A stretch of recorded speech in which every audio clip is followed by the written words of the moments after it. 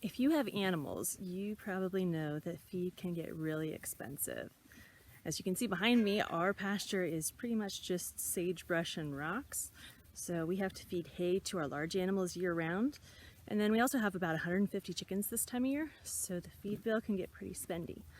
There are some things that I do to cut back on our feed bill and grow feed for our own animals here in our garden.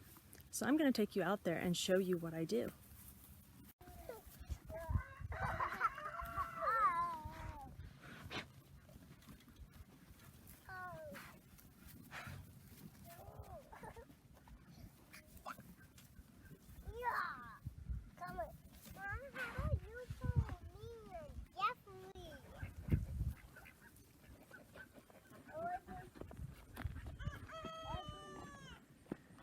Most of these things that I'm growing out here, you could replicate on a larger scale to provide most or all of the feed for your animals. We probably save, I'd say 25% just by the few things that I do in our garden. So the first thing I go for is weeds. If you have a garden, you probably have weeds. This year they're really bad out here. We had, well, last year I got behind on weeding, so some of them went to seed. And then we had a lot of rain, and I just haven't spent enough time out here pulling weeds. So that's something I'll do any day that I have time. I'll bring a wagon out here and fill it up with grass and weeds and use that to feed the animals. So right here you can see we've got lots of sunflowers. Those are amazing for chicken feed. They have 17% protein, which is great to help your chickens lay eggs or to help meat birds grow. So when the petals fall off like this one's just about ready. I come out here pretty much every morning and clip a few of these and throw them to the chickens. If your chickens aren't used to sunflowers, you can break them in half. You can also pull off some of this outside part to show them where the seeds are. So these are available throughout the summer for the chickens, and then in the fall I'll let some of these heads dry out, and I try to get a garbage can full of them to feed during the winter time. Next we have corn. This is painted mountain flower corn, which is 13% protein. That's very high for corn and makes it a lot better chicken feed than some of the other corns out there. And I didn't have space to plant a lot of this year. I have maybe 200 plants, so not a lot. Probably this year we'll save the nicer ears for ourselves. We're making cornbread, tortillas, Johnny cakes, that kind of thing. And then the ears that aren't as pretty looking we'll give to the chickens. They can peck the... Here, you giving me a flower? Thank you. The chickens can peck the kernels out of the ears by themselves, or you can take the kernels off for them. So if I had more space, I would plant way more of this, and this could be a main feed source for my chickens in the wintertime. It is important that your chickens are getting exercise if they're getting a lot of corn, so they don't just get fat. But it's really good for meat birds, because you want your meat birds to get fat. And then over here we've got some mango beets. If I can show you what they look like down under here. These can get to 20 pounds or more. So they're basically just a giant beet that I grow for my animals. I thinned out probably half of this row already. This week's been really hot, so some of the leaves are drying out. But most of the rest of these I'll leave in until fall, and then they could be stored in a root cellar for a winter storage crop. Roots are really valuable as an animal feed because they can be a substitute for grain. And these guys see me out in the garden, so they're looking for a handout.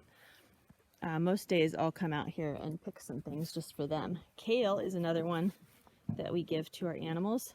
We have volunteers all over the garden, so we'll just come out here and pick the biggest leaves off and throw these straight to the animals. Cows can have lots of kale.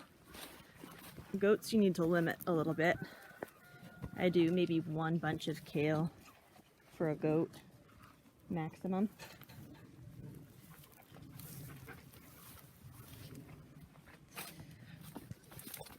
These pea plants are about done, so I actually already pulled out half of them and fed them to the large animals. And over here we have some dry beans. I didn't have space to plant a lot this year, so these will be mostly for us. I can show you, there's some. But if you have plenty of space, you can do this for your animals. They do need to be cooked though. Chickens can't have raw beans. So if you're up for it, cooking a pot of dried beans for them every couple days is a good way to get them homegrown protein. I have tried giving my chickens cooked beans, and they laid a lot of eggs after getting the cooked beans. Let's see, so here's some areas that are pretty weedy. So I've been, let's see, yesterday I pulled the weeds out of these onions and gave all those to the animals. So you can kind of kill two birds with one stone there. We had a row of turnips out here. The cow especially loves turnips. So we've already, here's one left, but we've already pulled most of these and given them to the animals. They'll eat the whole thing, depending on what kind of animal it is. The cow will eat the whole thing. The cow also likes radishes. She usually doesn't eat the radish itself, but she'll eat the plant. So when it bolts, like this one here, this is a huge plant. There's lots of plant material here. So this would be great food for cows or goats.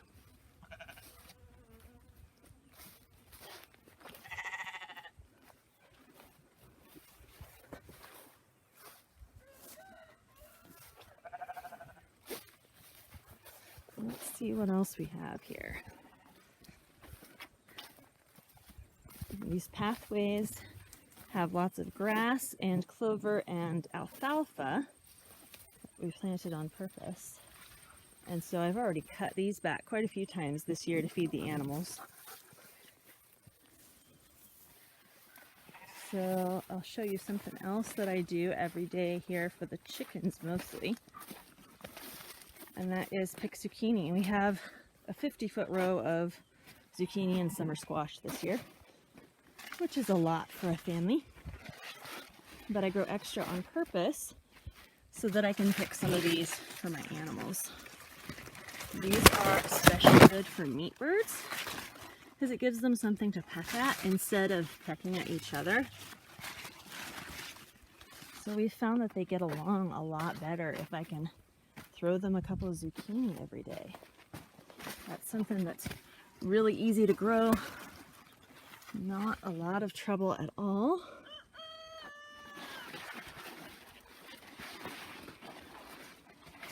Let's see, there's some more in here that are ready, but I don't think I can hold them with my camera at the same time.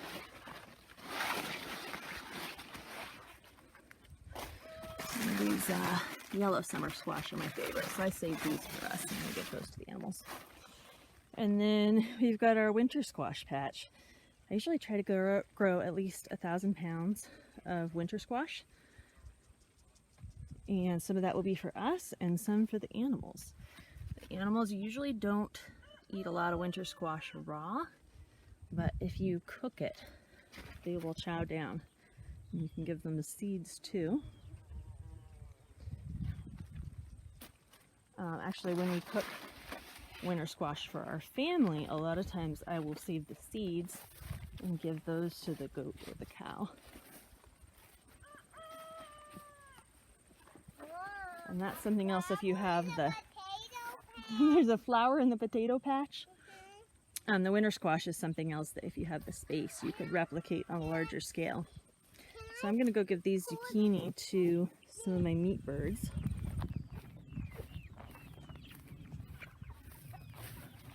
Right now we have about 45 meat birds out on pasture.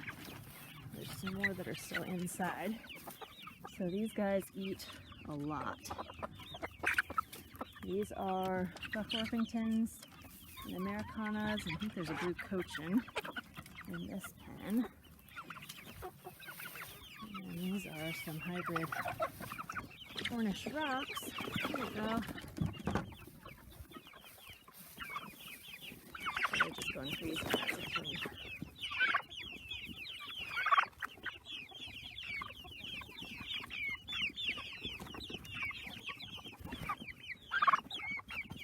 We like to raise these guys out here because you can move them to a fresh spot on new grass every day really easily. Gives them something to do, but then they're confined, so they can put on a lot of weight and not too much muscle. When you try to free range a meat bird, it tends to get a little bit tough because of all the muscle. So these guys are getting the fresh grass and bugs that they find out here. They get zucchini every day. And then they're getting a non-GMO 20% broiler grower and a little bit of organic corn. And they'll be butcher weight in about 2 weeks. These are 6 weeks old, I think. So we usually butcher at 8 weeks, and then they'll dress out around 4 pounds at 8 weeks old.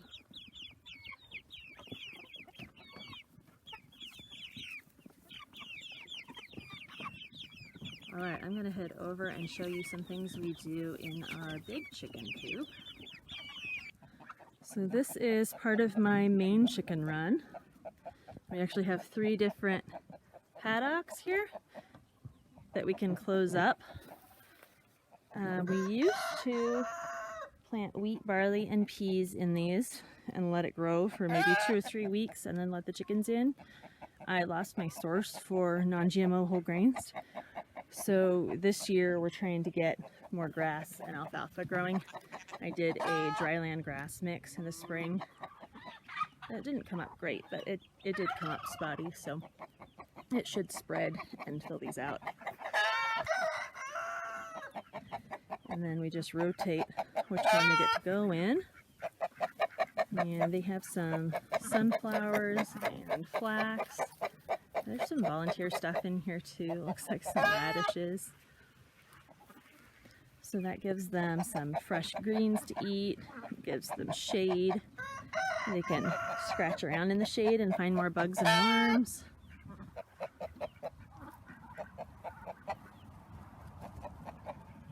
And then they're not just in dry dirt. So something else we do for these guys I've talked about before is the compost piles to give them more bugs and worms. So right now we've got a big compost pile back behind the chicken coop. And then I get smaller ones going. I'll make a circle out of 2-foot tall chicken wire. It's maybe 3 or 4 feet across and fill that with compost. So it kind of keeps it contained in a pile so they don't just scoot it all over. So they're turning my compost for me, making compost for the garden. And then they also get the bugs and worms that are in there. We also add butchering scraps to our compost piles, so they get some maggots as well that are a really good protein source. And if they're not doing a good job turning the compost, I will go out there with a pitchfork or shovel and just turn over a little bit for them, and that encourages them to dig. All right, I think that is all that I had to share for today. Do you have anything else to say? The flowers. The flowers, they're pretty, huh? All right, I hope you guys got some great ideas from this video. When we're able to expand our garden space, we'll probably grow a lot more for our animals, and I will do another video then showing our updated system for growing animal feed.